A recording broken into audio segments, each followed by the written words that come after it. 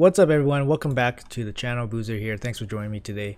Today's video I'm going to go over a champion that I pulled a little while ago and I finally had the chance to build out properly, and I'm going to be adding him to my roster of champions to use. So if you guys know me, know my channel, I don't really build champions for the sake of building champions just to show you guys. So I usually build champions that I've done a lot of research on and I know that it's going to bring some value to my account. So with that being said, the champion in this video that I will be showcasing will be the Lizardman, Krok Mar the Devourer. So he's actually a pretty new champion. I pulled him maybe like a month ago during a 10x event. I wasn't pulling for him, but I got him by chance. And yeah, I was super hyped for him. He looks awesome. I think he's super cool. He has a great kit as well, HP based Spirit Lizardman. Well, let's go over his kit real quick here. So his A1, attack one enemy. If it crits, it has an AoE attack. So the first target, you hit him twice, which is kind of nice.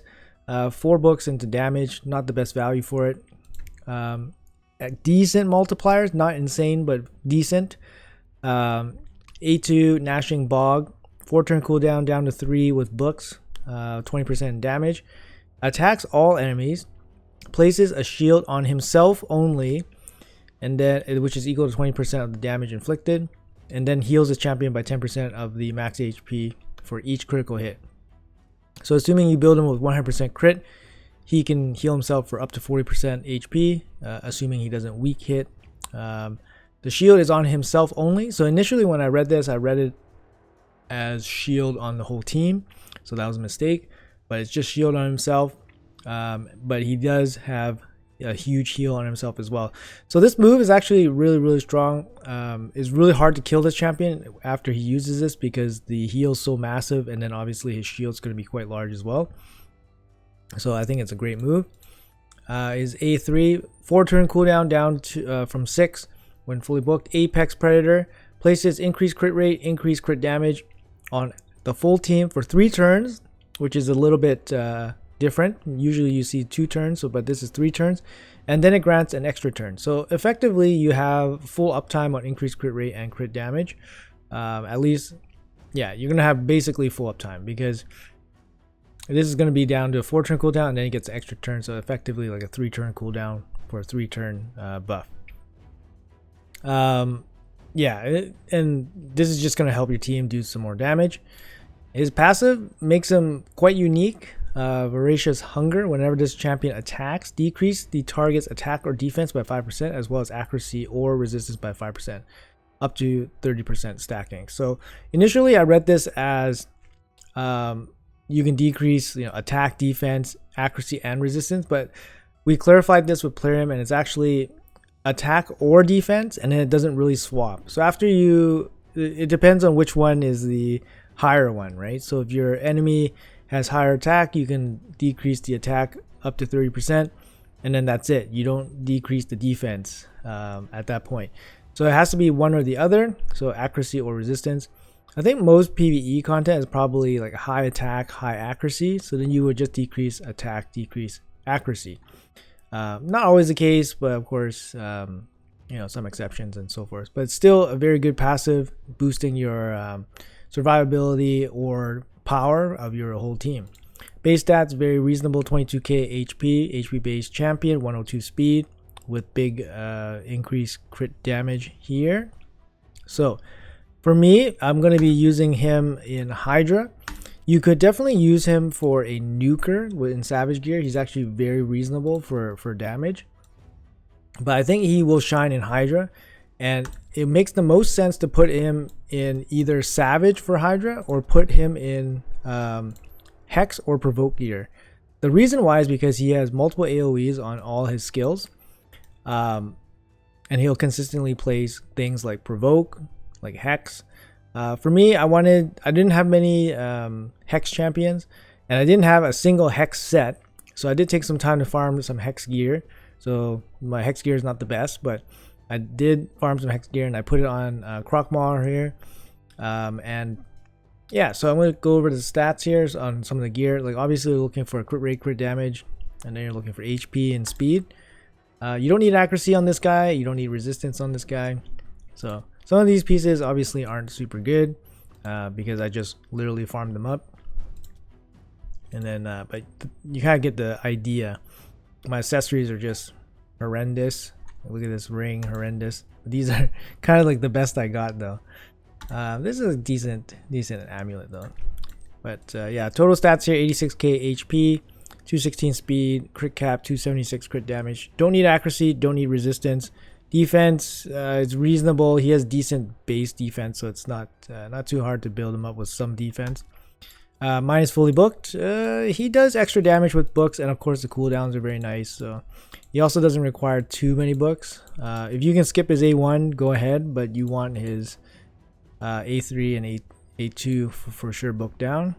Masteries. I did spend some time going through the masteries on him. Like I said, this is strictly for Hydra. For Arena, it's going to be slightly different, but for Hydra, I went for crit rate, crit damage. Heart of Glory, he heals himself. He's very often at full HP. He has a big shield. The shield protects his HP, obviously. So he's very often at full HP. This is basically uptime all the time. Extra damage. This still applies for PvE content like Hydra. Wrath of the Slain, it's good because he has really high survivability, so he is likely to outlast some of your teammates.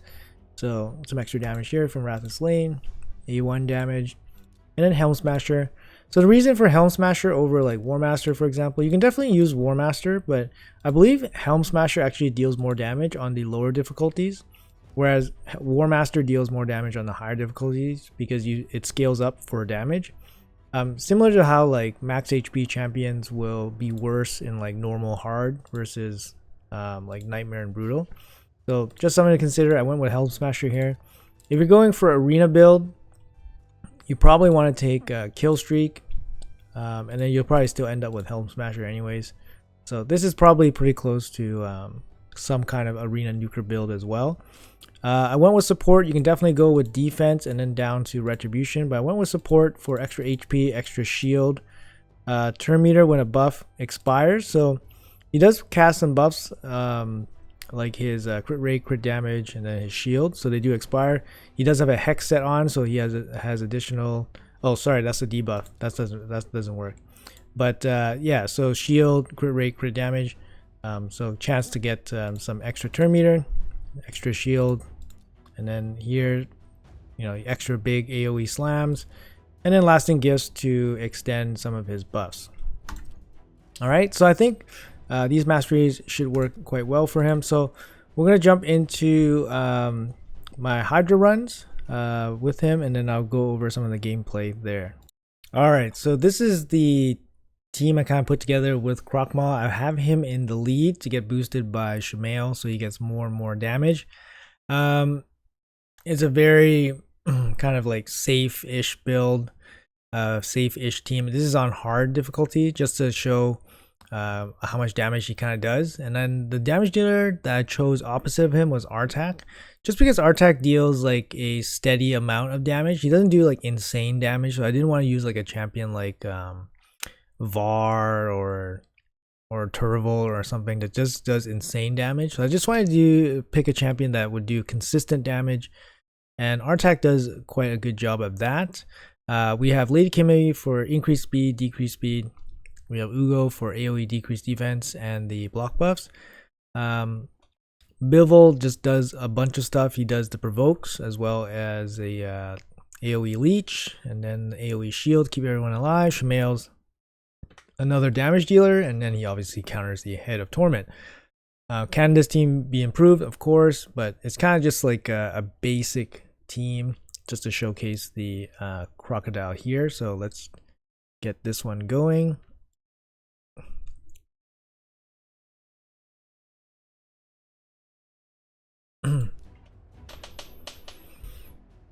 All right, so I'm just going to talk through some of the gameplay here.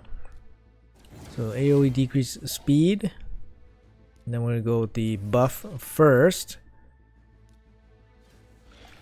and then we can see it with the A2 here. It's kind of a long animation, which I don't really like, but it's kind of cool because it's like a, you know, bog monster, like a bunch of crocodiles like biting out of the bog. So you see the damage here. is not super insane. Obviously, no decrease defense is out right now, and he doesn't have savage gear or anything, but he does okay. Applied hex already, so that's kind of what we want him here for, right? The hex is going to give him a lot of extra damage.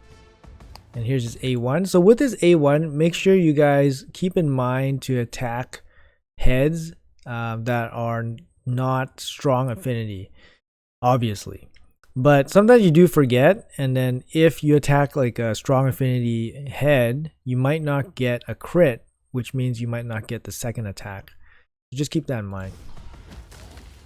You see there, his second attack doesn't seem as strong as the first attack, but yeah, it's nice to apply hex. You see the hex was applied there on the second attack.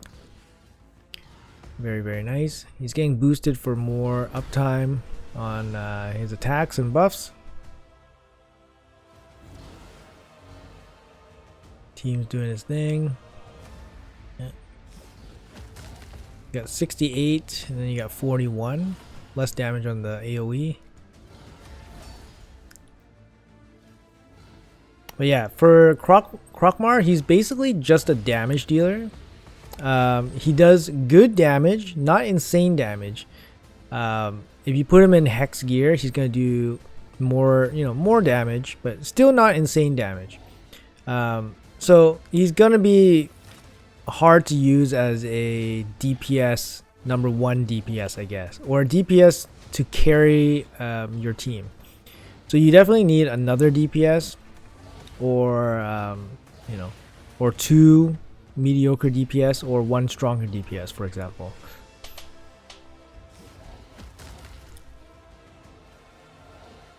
And he brings a couple team buffs. He has great survivability, and he brings his passive, which really helps. You notice how these heads really don't do anything to my team. They can't place anything, they can't take away anything, they really can't do anything. So we're very, very safe. A lot of it comes down to obviously Lady Kimmy with the decreased accuracy, but also Krok Mar is also decreasing accuracy and resistance on them, also decreasing their attack, so they're not really hurting us at all. You guys can see all the words popping up: decrease attack, decrease accuracy. Yeah, so 5% each time, pretty good. Really, really liking them, especially with the hex set. So that's 1 debuff that gets covered by his kit, or covered by his set there. That's a pretty good hit, 140k and then 130k on the second hit.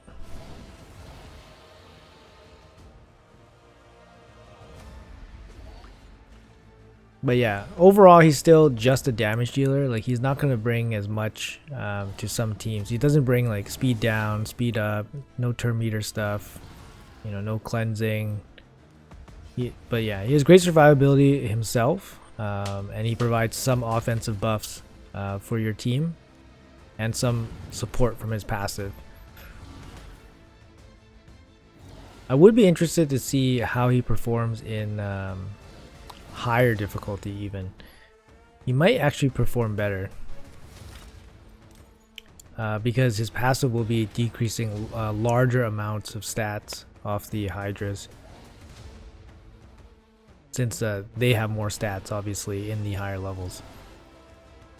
And that's probably where his survivability is going to be more showcased, because obviously in lower difficulty he's not going to be taking that much critical damage, so he's going to just look invincible out here all the time.